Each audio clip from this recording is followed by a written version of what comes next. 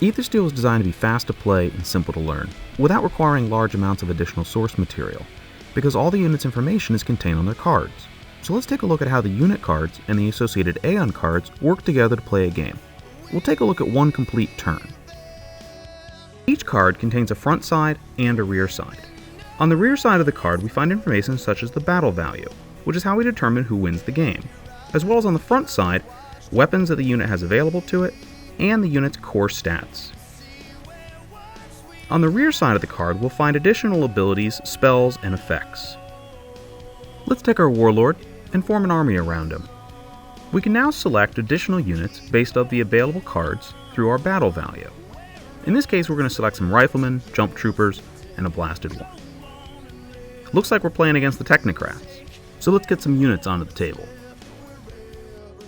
Before beginning the game, both players would have formed an Aeon deck. This is a customized deck made from the cards available to them. These cards will have a drastic impact in the game, but we'll talk about those a little bit later. First thing to do is to roll initiative. Now in the game of Aethersteel, low values are better, so in this case the Technocrat player has beaten the Legion player by scoring a 4, so he's going to get to go first. He chooses to move his Heat Troopers. The Heat Troopers have an advance of 4 or a charge of 6, meaning they can walk 4 inches or run 6. He's going to have a move 4 inches in this case. He wants them to fire on this squad of riflemen. After declaring his target, he'll declare with what weapon he wishes to fire, in this case the Trinity Micro Laser. You'll notice the TT, that means it's a tech ability, meaning we take the tech of 5 from the Heat Trooper, add the power of the weapon for 3, giving us a hit of 8. Because it defends against tech, on the rifleman, we now take the rifleman's tech of 2 and subtract it, giving us a base to hit of 6. This means that he'd have to roll a 6 or less on up to 4 dice, 1 for each Heat Trooper in the unit. Not a bad to hit. However, he's going to play Beauty of Innovation, which adds an extra tech plus 1, essentially taking our base to hit of 6, adding 1, giving us a new base to hit of 7.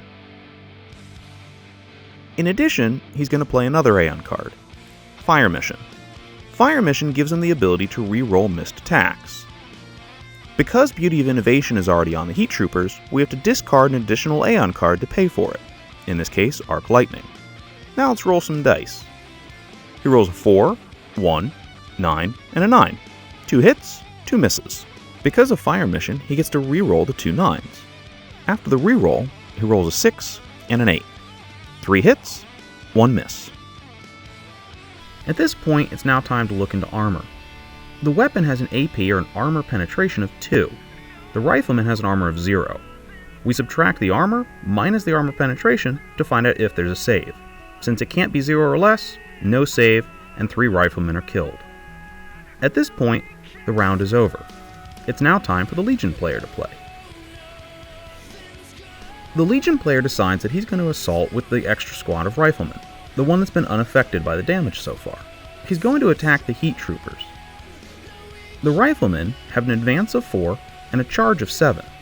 They're going to charge forward into melee, using their bayonet, a melee weapon. Notice the CC.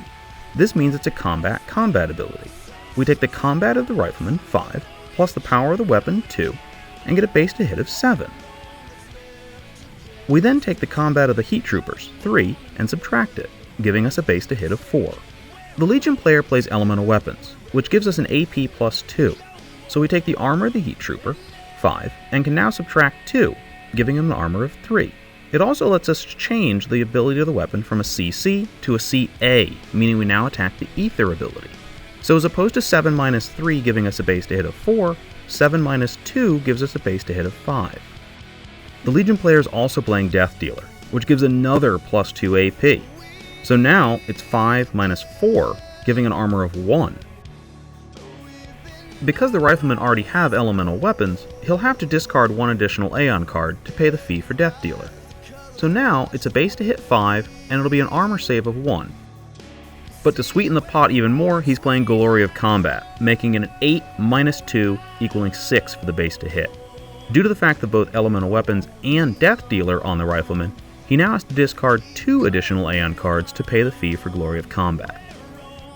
So by using Aeon cards, the Legion player has now given himself a base to hit of 6, and the Technocrat player will only have a chance to roll a 1 for armor saves. The Technocrat player is now given an opportunity to respond with any additional Aeon cards, which he does. He plays Divine Armor, giving him an armor plus X, where X is the number of Aeon cards on this unit. Now it's an armor 8 minus armor penetration of 4, equaling a base of 4.